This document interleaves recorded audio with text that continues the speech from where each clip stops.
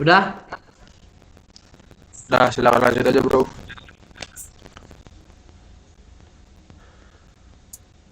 Sebelumnya, Assalamualaikum warahmatullahi wabarakatuh. Kita dari kelompok satu ingin mempresentasikan eh, perkembangan internet. Sebelumnya, nama saya Muhammad Devi Fauzan sebagai moderator, dan saya bersama rekan-rekan saya. Saya Rasul Tidan.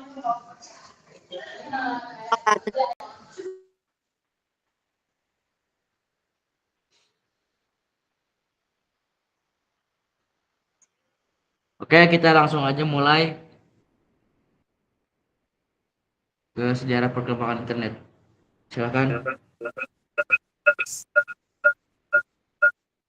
Sejarah perkembangan internet.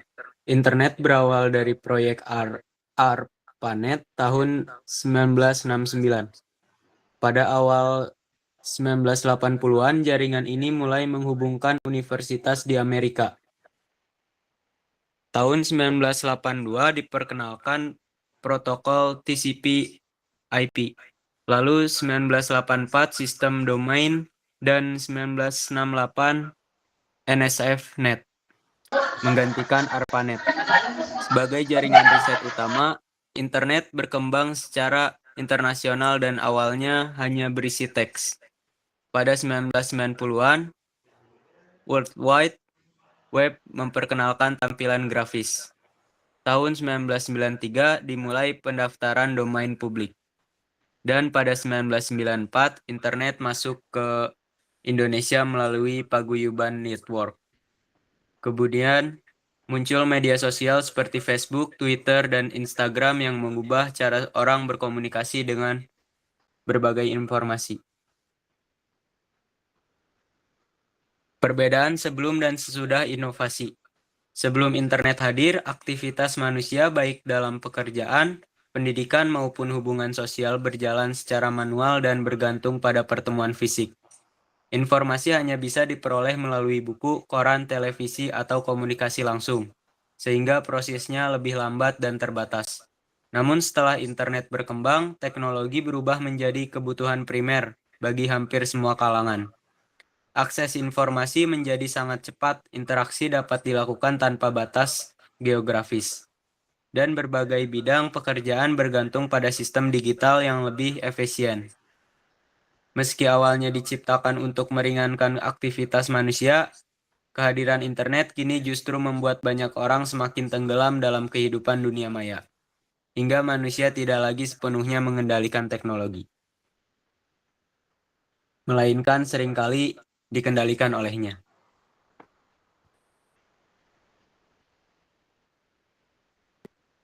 Cara kerja internet secara sederhana.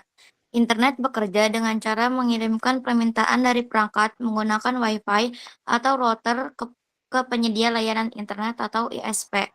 Dari ISP, permintaan itu masuk ke jaringan global dan melewati beberapa server hingga mencapai server situs yang dituju. Setelah diproses, data dikirim kembali melalui jalur yang sama ke perangkat pengguna, lalu ditampilkan sebagai halaman atau konten yang diminta.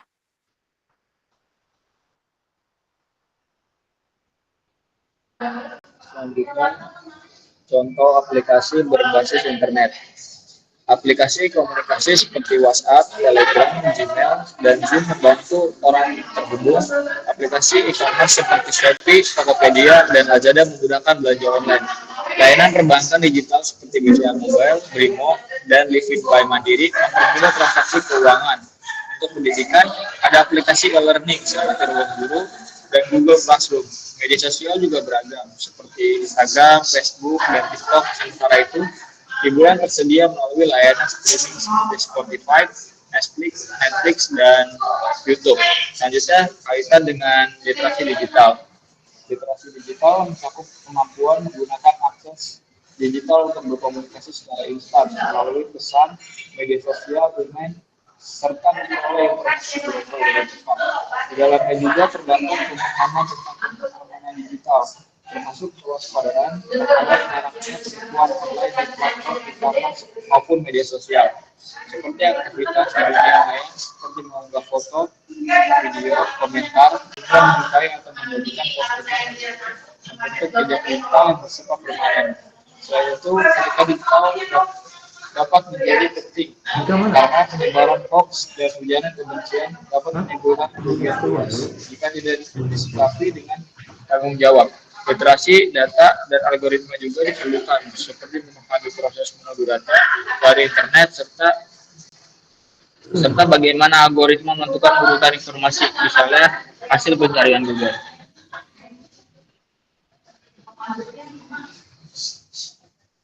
Baik, Selanjutnya, risiko dan tantangan. Ancaman cyber kini semakin beragam, mulai dari malware, phishing, hingga pencurian data yang dapat merugikan pengguna secara pribadi maupun finansial. Di sisi sosial, internet juga memunculkan masalah seperti penyebaran hoaks, perundungan cyber, dan paparan konten negatif yang berisiko bagi anak-anak jika tidak diawasi.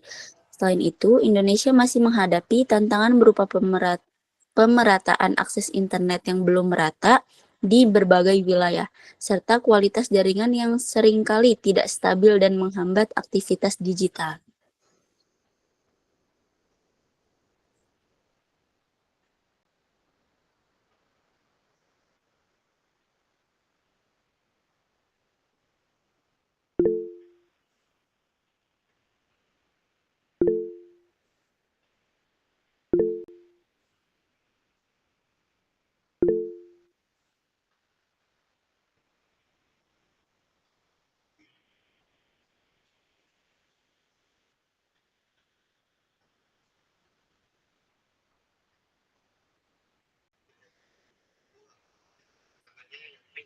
buat hari-hari gue, tapi ternyata kalau misalkan kita mau melancar tuh itu jangan. Baik, yang selanjutnya ada Dr. Pustaka.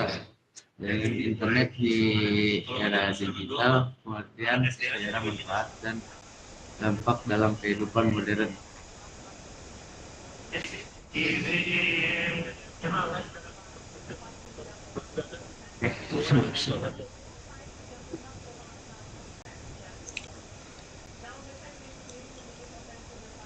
Oke, terima kasih teman-teman.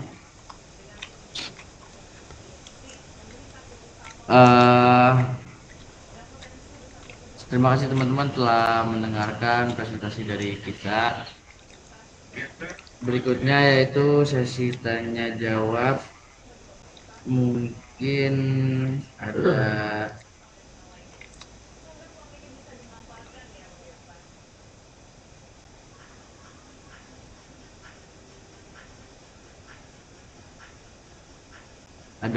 dua penanya ya. Kita langsung tunjuk yang tercepat. Wow.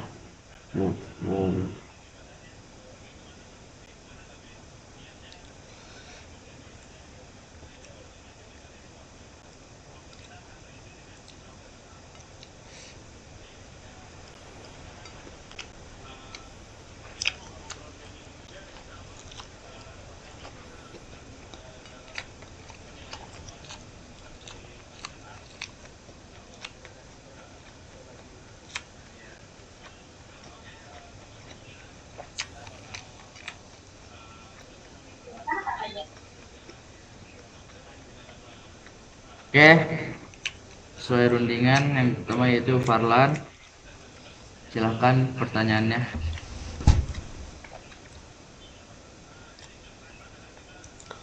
Kak, boleh ke slide sebelumnya nggak?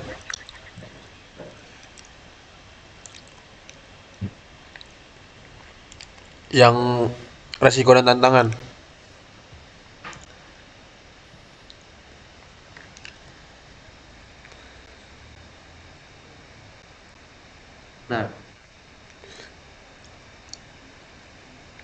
Nah, tadi kan di pertanyaan gini ya. Ancaman cyber kan kini semakin beragam, mulai dari malware, phishing, hingga pencurian data yang dapat merugikan pengguna secara pribadi maupun finansial. Nah, kita bahas yang kemarin-kemarin pisan aja ya, yang lagi viral teh. Aduh, kita kan habis mengalami kebocoran data ya Unsi kayak. Nah, itu kan salah satu tantangan atau resiko yang mungkin diterima dalam secara pengembangan internet ya, memunculkan masalah lah di situ kan. Nah, gimana sih supaya kita itu teredukasi supaya tidak terpancing oleh hal-hal yang bisa mengakibatkan pencurian data, sehingga kita semua masyarakat Indonesia data-data pribadinya bisa terlindungi gitu. Mungkin itu aja sih, Dul.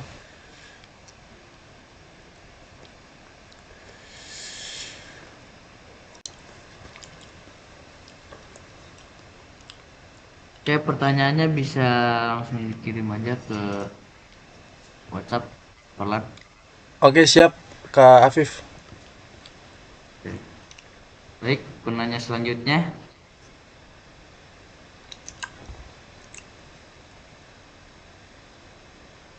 Bentar.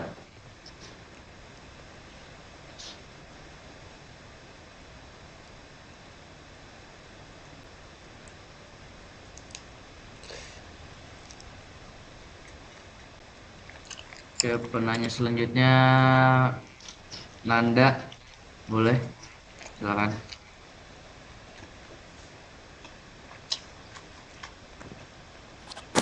Pertanyaan saya nggak jauh dari Farlan. Kan dengan banyaknya ancaman cyber seperti phishing dan pencurian data, itu apakah masyarakat sudah memiliki kesadaran dalam keamanan digitalnya? Terus mengapa masih banyak masyarakat yang menjadi korban penipuan online? Terima kasih.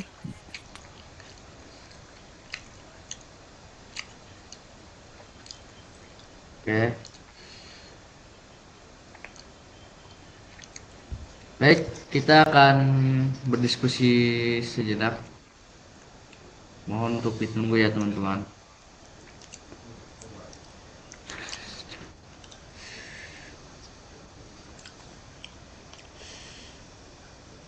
Wah,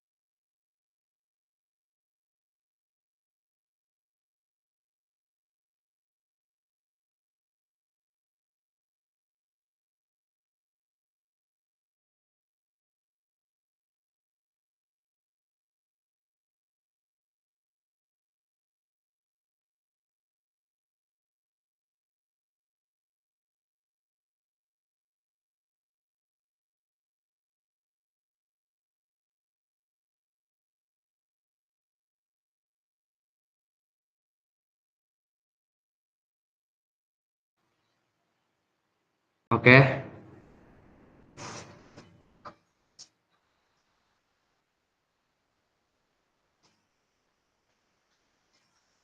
Izin menjawab pertanyaan Anda. Tadi pertanyaan dengan banyaknya ancaman siber seperti phishing dan pencurian data. Apakah masyarakat sudah memiliki kesadaran keamanan digital yang memadai? Terus mengapa masih banyak masyarakat menjadi korban penipuan online? Jadi jawabannya yaitu meskipun ancaman siber seperti phishing dan pencurian data semakin meningkat, kesadaran keamanan digital masyarakat sebenarnya masih belum memadai. Banyak orang hanya mengetahui bahwa bahaya itu ada, tetapi tidak benar-benar memahami cara mencegah dan melindungi diri dari kejahatan digital. Hal ini membuat masyarakat mudah lengah dan akhirnya menjadi sasaran empuk bagi para pelaku penipuan online. Selain itu, metode penipuan yang semakin canggih, mulai dari website palsu yang menyerupai asli hingga akun media sosial yang mirip resmi, membuat masyarakat sering kali tertipu. Faktor psikologis seperti kepanikan, rasa percaya yang berlebihan, serta mudah tergiur oleh iming-iming hadiah juga memperparah kerentanan tersebut. Akibatnya, meskipun internet semakin berkembang, masyarakat tetap banyak yang menjadi korban penipuan online karena rendahnya literasi digital dan kurangnya kewaspadaan terhadap keamanan data pribadi. Apakah sudah terjawab, Anda? Sudah, terima kasih kelompok 1. Izin menjawab pertanyaannya Farlan. Tadi pertanyaannya bagaimana cara menghadapi tantangan atau risiko dalam penggunaan internet. Untuk menghadapi risiko internet, batasi data pribadi yang dibagikan, gunakan kata sandi yang kuat dengan verifikasi 2 langkah, mewaspadai link atau pesan yang mencurigakan, dan selalu cek kebenaran informasi sebelum percaya. Dengan kebiasaan ini, risiko bisa ditekan tanpa harus paranoid. Begitu Farlan, apakah sudah menjawab?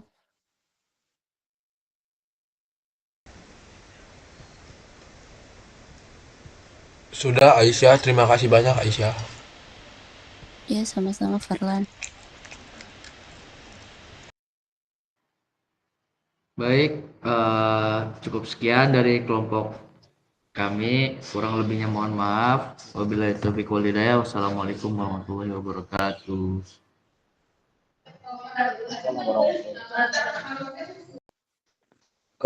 Guys, Google Meet biasanya berapa jam sih?